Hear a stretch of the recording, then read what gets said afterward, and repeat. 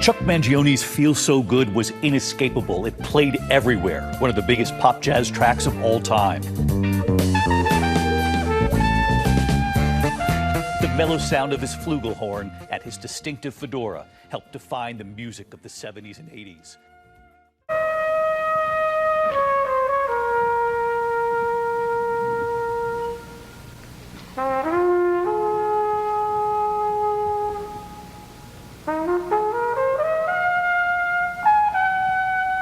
Here is Mr. Chuck Mangione making his first visit to Midday. It's great to have you with us. And also joining us in this segment is Gary Rivers, who is the executive director of the Dave Winfield Foundation. And Chuck Mangione is actually in town because he's got the concerts on the 26th and 27th that are going to benefit the Dave Winfield Foundation. That's correct. We're doing 4 performances at the Promenade Theater on Monday and Tuesday at 8 and 11:30. I've got a 30-piece orchestra in a place that only holds 400 people, so everybody's going to get a good I think seat. you're going to rock a little bit there, yeah, right? we're going to do it. And the proceeds go to this wonderful thing that Dave Winfield has happened. In fact, we just spent the morning out at a school in the Bronx where Dave showed this film that he's put together, and Bobby Humphrey, a very fine flautist, was there, and I was there and got to talk to the kids. And Did you play this morning? Yeah, I played a little bit. I played the Battle Hymn of the Republic. Did you? Yeah. That's great. Well, you've had a fair amount. You've done a fair amount of teaching. You've had, I think, a very interesting career.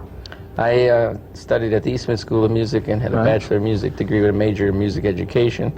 Taught at the parochial grammar school level for a while. Then went back to the Eastman School and tried to get a jazz program happening there. And last year they even gave me an honorary doctorate award. And so it's Dr. Chuck. Dr. Chuck, yeah. That's cool. I like that. I mean, if we go back in the 60s, you had a chair with Art Blakey and the Jazz Messengers. Who were some of the other hornmen who sat in that chair before you? Oh, boy. You started out with Clifford Brown and talk about Kenny Dorham and Bill Hardman and Lee Morgan and Freddie Hubbard and Wynton Marsalis. Been there since I've been there. And then you evolved into doing your great conceptual albums and concert work and composing and teaching. It's we've been having a good time there. And then you evolved into doing your great conceptual albums and concert work and composing and teaching. We've been having a good time. I wanted to be a ball player, but when I was a junior in high school and weighed 95 pounds, I figured it was no threat to Dave Winfield anymore, so I kept honking to say I'm glad I did, because honkers live longer than baseball players. Maybe. both your brother played instruments in an early time. There was a grocer up there, in Rochester. That's right, upstate New York. Rochester, but no music in the family. But he wanted his sons to be. He always said he played the cash register. You know, good. He's still our biggest fan. Actually, he's 75 years old, and he travels with me when we tour, and he sells the records and the T-shirts and lobby. He'll be at the Promenade Theater. In fact, all the proceeds from that will go to the Winfield Foundation as well. He's proud of you, and you're proud of him. How did you two, Gary? How did you get involved with Chuck in the Dave Winfield Foundation? We did a concert in December 3rd. Where Chuck wanted to participate but could not. We did a home run for kids for the foundation.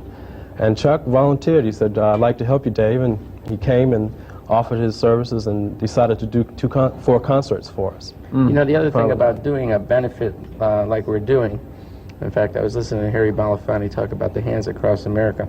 Almost as significant as trying to raise money is to make people aware of what's really happening. I mean, to think that Dave Winfield has got a game tonight and is trying to get his body back in shape after a few fantastic moves on Sunday. Was up this morning, was out there talking and dealing with young people to try to give them knowledge and information about something that affects their lives a whole lot. So I think as much as we can, we'd love to raise a lot of money, but we're talking about 1,600 seats.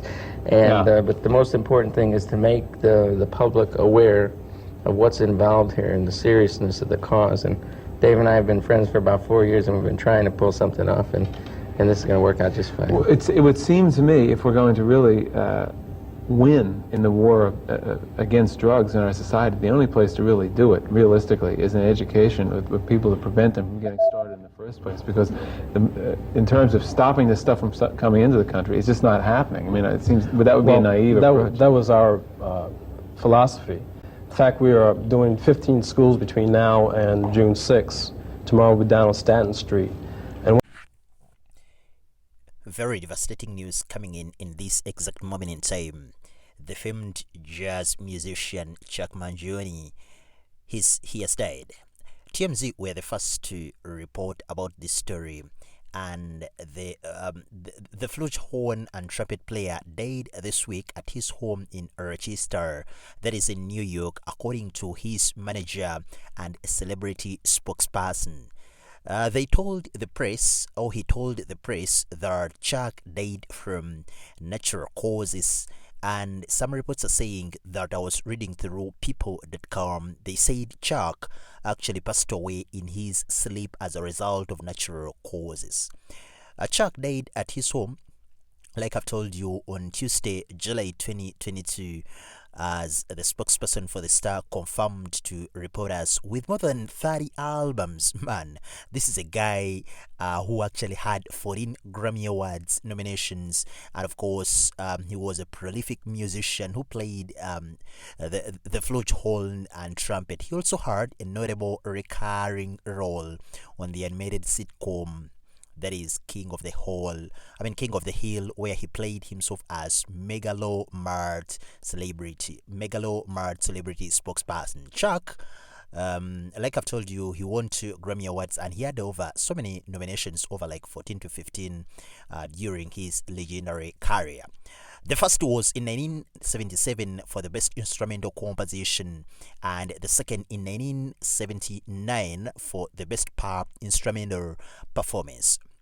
His composition, Chase the Clouds Away, was featured at the 1976 Summer Olympics in Montreal, Quebec, and his composition, Give It All You Got, was the theme music for the 1980 Winter Olympics in Lake Placid, that is in New York.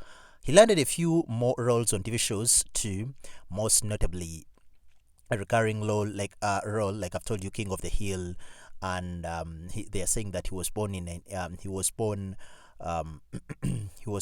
so many years ago, and at the time when he passed away, actually he was being celebrated. He was even inducted into the Rochester Music Hall of Fame just recently. I think it was in around 2012. So he's been really a very huge talent, and of course we'll be remembering him. The interview I've just watched was him talking about his career